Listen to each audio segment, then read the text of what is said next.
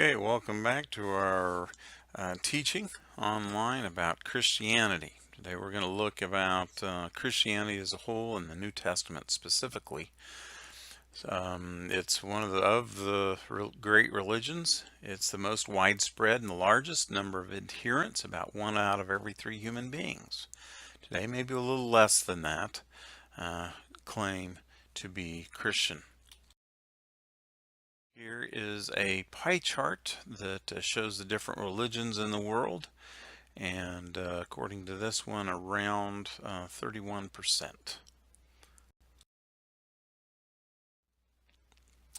I like what Houston Smith says about Christianity. It's basically a historical religion. They say it's founded not on abstract principles, but in concrete events, actual historical happenings. The most important on these is the life of a Jewish carpenter. Smith is talking about Jesus Christ. The life and teachings of Jesus are the central focus of Christianity. Now, there are several aspects to this. One is certainly the man himself, Jesus, his teachings. He recruited 12 and really a lot more, 70 at one point, but we know he had 12 apostles. For the New Testament, it is covering a lot of material, history of the Jews. The New Testament is really born out, and Christianity is born out of Judaism. In the New Testament, we have the 4 Gospels, Matthew, Mark, Luke, and John. Then there's Acts, that's a shortened form of the Acts of the Apostles. And it covers around 40 years or so. That one book does. There's a lot of political aspects and some geographical ones that we are going to look at. What I would like to point out, there's a question here. A lot of people say, when did the start date of Christianity happen? Did it happen on the day of his death on the cross? Did it happen on the day of his resurrection? Or did it happen at his ascension? Or did it maybe happen in Acts chapter 2 when the Spirit came upon those who believed that day? That's the line I would go with from Acts chapter 2. Not that it's that important, but just to let you know there are a lot of people have questions about those things. But going on. The New Testament is a document of 27 books. It means, testament does mean contract or covenant, as opposed to the Old Testament, the way Christians look at the Hebrew Tanakh, the Torah, the Nevi'im, and the Ketuvim. Those 3 make up their Bible. The New Testament is just part of the Bible for Christians. The Christians do accept the whole of the Hebrew Bible as well as what they call the New Testament. So by contrast, they say New Testament as opposed to the old one, which is obsolete, which the book of Hebrews states in the last of chapter 8. Jesus had several teachings. Obviously, there's a mass amount. I'm just going to highlight a few here today. But I would like to point out that his introductions his biography is in Matthew, Mark, Luke, and John. Those are the Gospels. And his life lasted about 33 years or so. He was crucified and then resurrected just 3 days after in AD 30 or CE 30, the way some people would say it, meaning the common era. Then the book of Acts, 40 years from Acts year 30 to about 60, maybe a little further. Paul is still alive. Most people think he died in 65 or so. So it could have only been those 30 years that the book of Acts covers. Then there are the apostles listed here, found in Luke 6, also in Matthew and Mark. Then there are some epistles by Paul. He wrote 13 or 14 of them. If you include the book of Hebrews, Paul, would have written 14 of the New Testament books. And then there are called general epistles, or the Catholic epistles, that Paul did not write. The rest of them were written by those on the labels of that book. And then there's a book of Revelation. Sorry about that. This area where Jesus spent most of his life and teaching life went all the way up in here. He went, the furthest north recorded that I remember is Caesarea Philippi, and that's about right in this area. At any rate, going on, this is about, let me show you here, Jerusalem to here at the southern end of the Sea of Galilee is 70 miles, by the way of the crow, that is. So there's a long stretch here of maybe 150 miles that Jesus may have ministered to in all of this area. So the geography of Jesus, as we see here in this map, is showing you the old way of looking at it in the New Testament, the Decapolis, Perea, and so on. These are names found in the New Testament, as opposed to the red ones are today's country of Lebanon, Syria, this be Jordan, the Golan Heights. This is the West Bank area right here. This is the Gaza Strip, and then the rest of Israel that makes the news today. Just to let you know what all of those are. You can see the Dead Sea down at the bottom of this. It is losing about a foot of water every year now. And all of the Jordan River, all of the Sea of Galilee and the Dead Sea are below sea level. It starts about 600 feet below sea level here at the Sea of Galilee and goes down to about 1,300 foot below the sea, the Mediterranean sea level, and the rest of the oceans. 1,300 feet below sea level there, the Dead Sea. It's pretty dry and very arid. The New Testament is not limited to just Israel. The New Testament, when you go into the book of Acts, stretches clear over into today's Greece and Italy. And this is Turkey here. Istanbul is Constantinople. It's on two different continents, but this is the whole area of the New Testament. And even, in fact, if you go down here, you could see below the red dot a couple cities that are even mentioned in the New Testament in Africa.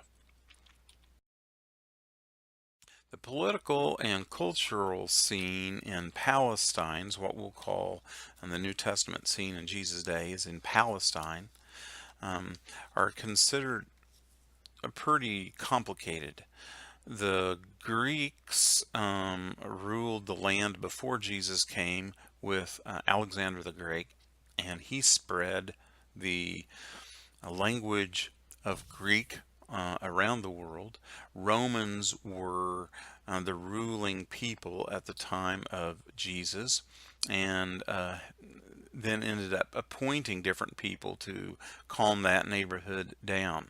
Herod the Great had several descendants, and there are 6 different guys in the New Testament called Herod, and it can get really confusing. Herod the Great, however, just lived until about the time Jesus was born. In fact, he was living then, and shortly after that died. He was the one that asked all the children in Bethlehem to die, all the boys, 2 years and younger. Herod the Great was not a good guy. He had 5 wives and had 2 of them executed. He had several of his sons executed. I think he was paranoid. But nonetheless, when he died, a couple of his sons also took on his name, did some ruling in the area. Herod was known best and liked well by the Roman government because Herod was able to keep the peace in Israel area. It really set them off, though, when he did really selfish things and had banners of pictures of himself in Jerusalem. And it really set them off, obviously, when he tried to kill their children out of Bethlehem because of the rumor of Jesus being born, a new king, the king of the Jews. He didn't like that, tried to kill him. Jesus fled. Well, Jesus was a baby, so his parents fled to Egypt for several years. We don't know how long. And when they came back, they didn't go to Bethlehem. They went to a town called Nazareth in the Galilee area, north of Judea quite a ways, about 70 miles. So that gives you a little bit of an idea of what's going on in Jesus' life. We come into the New Testament on a scene of Judaism where the Sadducees, Pharisees, Zealots, and then another group called the Essenes were kind of ruling religiously in the religious ideals of Judaism in that time. Let's go on. It did come out of Judaism, that is, Christianity did. The LXX stands for the number 70, if you know Roman numerals. It stands for the 70 men who translated the whole of the Old Testament, and those 70 guys in a very short amount of time. Some would say 70 days, but I doubt that. However, these 70 men who translated the Old Testament about 300 or 200 BC, that is before Christ, they translated it from Hebrew into Greek.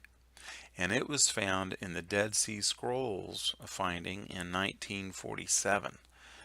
That was a great find. The Septuagint is what Jesus used to read from, most likely, and what is referred to in the New Testament. Often when they quote the Old Testament, they're quoting from this scripture called the Septuagint. It's a Greek translation of the Hebrew Bible. Hellenism is just the background cultural ideas that Alexander the Great and Herod and other Roman rulers wanted to bring into the area. The Jews were very resistant to Hellenism, but they had to take some of it in anyway. And they were trilingual, many of them. Latin, Greek, and Aramaic, which was Hebrew, Aramaic was. But Latin and Greek and Aramaic were the three main languages of the land, and many people spoke all three. Some didn't, but they would use these languages in his area. And Jesus probably knew them all. Now, the life and teachings of Jesus, again, are found in the Gospels.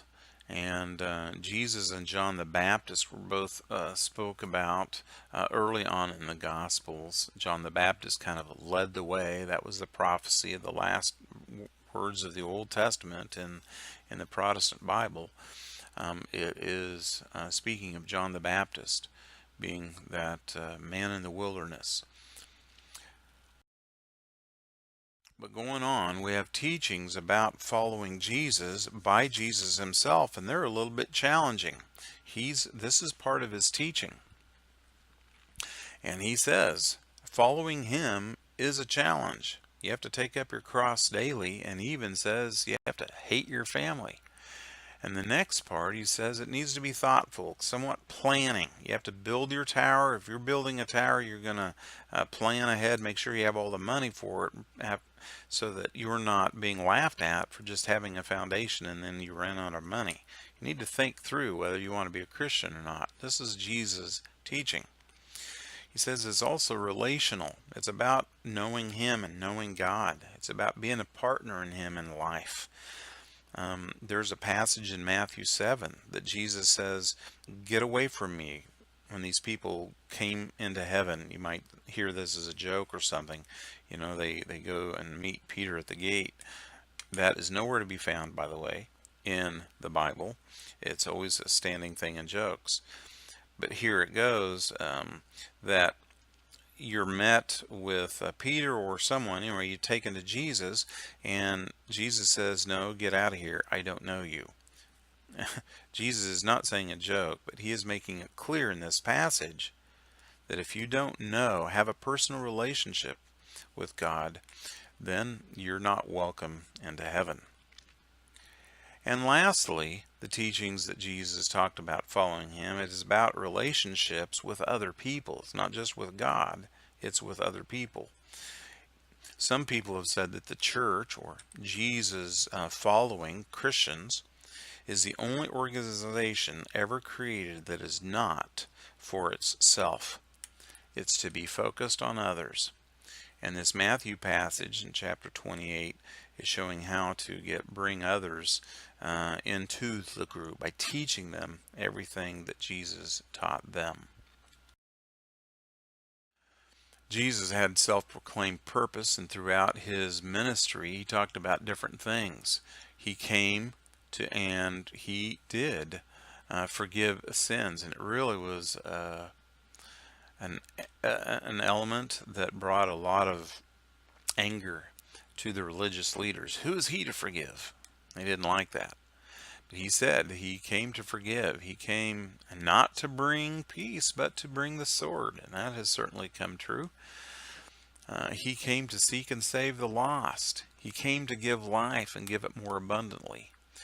And one of my favorite is Matthew 20, verse 28. The Son of Man did not come, Jesus says, to be served, but to serve and to give his life as a ransom for many. And there are many other places that he says, talks about the purpose in his life. The real purpose then was to die on the cross. He taught that. And through all the Gospels, Jesus made it very clear that he knew he was going to die on the cross and that he would rise again. This was his teaching. This was his prophecy. And he said he came to fulfill all the Old Testament legal ideas, to be the sacrifice for sins. And when he was on the cross, some of the last words he said was, "It is finished." The idea was that he came, he taught, he made the sacrifice, it's done. And so the do versus done is comparing other religions versus Christianity, at least ideally, that we are not in it to do, but we are in it to believe through our faith in Jesus, who has done all that needs to be done for our salvation. There was two great commandments that Jesus proclaimed. He did say, and I'll just add a third one now, I don't mean to make it confusing, but in John chapter 14, he says, "A new commandment I give you, and that is to love one another." But the two commandments that were expressed in Matthew 22, when asked, an expert of the law asked Jesus, "What's the greatest commandment?" I'm sure he was expecting one of the 613 commands of the Old Testament. Jesus' answer was, first, love God. He quoted them the Shema. That was what Jesus' answer was to this great question. And then he said there's a second one like it, to love your neighbor as yourself. So those are the two commands that Jesus really taught, and he certainly practiced. And we see again in John 14.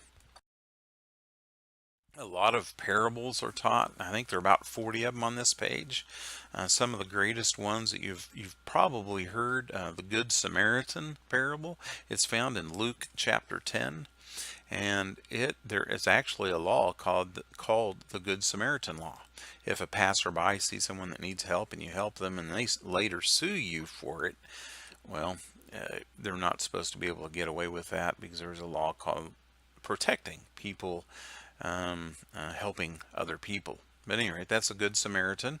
And then there's one in Luke chapter 15, and it's called the Prodigal Son. A lot of people have heard that. It's about a boy going away, taking all of his inheritance and then spending it all, and then coming back, and his dad accepts him and loves him. But Jesus taught by parables, and this was prophesied even in the Old Testament about him as the Messiah teaching in parables. A lot of people question, is he the Christ? And Matthew, throughout his gospel, says several times very clearly, yes, he is the Christ. Andrew in the Gospel of John says, we found the Messiah. So the difference between Christ and Messiah, that might be a bit confusing. Christ is the Greek word, and Messiah, Meshua, is the Hebrew word, both meaning the same thing, that is, the anointed one. And the idea, again, from the Hebrew scriptures was that God would send a man, a servant, that would be anointed by his Spirit and save his people. And that's the idea of who Jesus was as the Christ. The demons even professed that. Peter professed it. Jesus even replied to Pilate, yes, I am the Christ. I am the King. And then he talked to the guys, two fellows on the road to Emmaus. This is after his resurrection in Luke 24. The teachings of Jesus were very exclusive. He made it very clear that he was the way. And some people would say that Jesus was either Lord, he was a liar, or just plain out crazy. Lord, liar, or lunatic is what C.S. Lewis brought to the table. But Jesus was very exclusive. He taught about salvation in the New Testament, and the whole New Testament teaches about it. There's a lot of conflicting interpretations of that, but nonetheless, these are some key elements of teaching in the New Testament. Teaching of redemption and righteousness. Jesus was very keen on people repenting. Sin and repentance, faith and grace. And the teaching of righteousness is the fact that Paul communicates that when we have faith in Jesus, Jesus' righteousness is put upon that believer. And that's how we become righteous. Not by doing right things, but by believing in the person who has done the right things. So this is a simple teaching of Christians. Many of them do it this way, that there's a separation between God and people. That's caused by sin. They can't get to God. But Christ paved a way to God, and one has to believe in Jesus, and then they can get to God. And this getting to God came through Jesus paying the price on the cross. So that's the summation of the teachings of the New Testament. What was it written on? It was written on various material. That's even having some places it was written on stones, certainly, some on silver, some on other kinds of material. But the two most common are papyrus is the most common early on, and it was a plant that was scrolled out into thin sheets of paper, and then they would write on it and make it just right, make it into a scroll. This is Greek. This is both of these are Greek. This is more of a cursive writing, and this is uncials. This is more capitalized writing. That's the way they wrote. This is called papyrus. Write it on also vellum or parchment. This is just animal. It's typically sheepskin, very fine, well done tanning process to make it vellum, and it's a parchment. And they would sew it together, seam it together, and put it on in scrolls like this. This is very common. The two most common types of material that the New Testament was written on, and they found in the Dead Sea Scrolls as well. In the Dead Sea Scrolls, they mostly found were papyrus, and so they were very careful in finding those. But now it took a book form eventually. So what material was favored? Well, it was parchment or vellum. It was longer lasting. They were able to use it and erase it and go over it again and change it and write on both sides better. So a lot of books, early books, were in actually animal skin until the paper as we know it. Paper's gone through a lot of evolution, but nonetheless, this is the New Testament. So what's the canon of the New Testament? What kind of material? How did we get to the 27 books that we now have? Well, they were all written by the end of the first century. Some think Matthew or Mark were written pretty early, around 50 AD. Most accept that the last books to be written were the Gospel of John, his Revelation, and the three epistles of John. Some don't accept that John wrote that. However, all the early church fathers did. All the early church fathers accepted the New Testament books as we know it as written by who traditionally we think they're written from or by. Within 300 years, basically everyone accepted the New Testament as we see it. However, I can say that the books were written individually for different people, for different churches, and they were handed around. They were passed about for different churches to read. So a lot of different people saw them and maybe tried to make copies of them, heard them. They weren't written in a 27 book form as you see it today. It took 300-400 years for that to be fully accepted and seen. Irenaeus made this list as early as 180. He didn't include Philemon, Hebrews, Jude, and 3rd John, but he had a full list otherwise. The canon was written first by really a non-believer, but it's kind of funny that he did by about 150 AD. Then Justin Martyr and Irenaeus, Origen, and others saw this. Really by 230 they had all the New Testament books. They were being codified early on and copied as a set by the end of the 3rd century. Just to give you an idea of what's going on in the whole of the New Testament, time-wise, Jesus was born, ironically, 4 BC. BCE is the before the Common Era. That's what that stands for. His crucifixion was about 30 CE. James executed, that is the brother of John. If you remember, Peter, James, and John were kind of the inner circle of Jesus. And in Acts chapter 12, Herod, it says, executed him. It was a different Herod. It wasn't Herod the Great. But it was another Herod that executed James at that time. Then this Herod also died that year.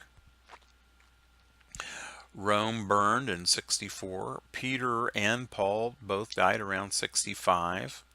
The destruction of Jerusalem and the temple was in 70. Birth of Polycarp, and he was a disciple of John, one of Jesus' apostles. Polycarp was, and he was born around that time. Then Marcion of Sinope, he's the one that I mentioned earlier. He was kind of a believer, but wasn't. We're not gonna get into that. But he had a list of the New Testament books early on. Death of John the Apostle is about 100 AD, and then the birth of Justin Martyr was at that same time. Anyway, those people and their time frame. Then after that, around 325 was the first council. These councils got together and discussed matters of the church as far as doctrinal and some questions that came up. They wanted to deal with them, and so there are many councils that happened, but these were very important early on. There were 318 different men who met at the first council, and this council lasted not for a day, not for a week, but several weeks. So just to let you know, these things were pretty lengthy and incorporated a lot of people. And in these councils, they came up with some different doctrinal issues that they wanted to clarify, and they wanted a good common understanding. At that time, the first council, there was not a pope as we know of them today. This is from the Nicene Creed from the very first council, and this is how they kind of opened what they call their canons, what they believed, and they all agreed to this. But there were some church splits after Christianity had gotten on the road. 1,000 years in 1054, there was a first major split between the Eastern and Western churches over the Pope. Filioque is the idea of the Spirit. I don't even know how to pronounce it. It's Latin. But is the Spirit from God the Father or the Father and the Son? This was a debate. It's kind of funny to me, but the East and the West churches divided over that. They divided over the indulgences of the Catholic Church, and they divided about issues of salvation.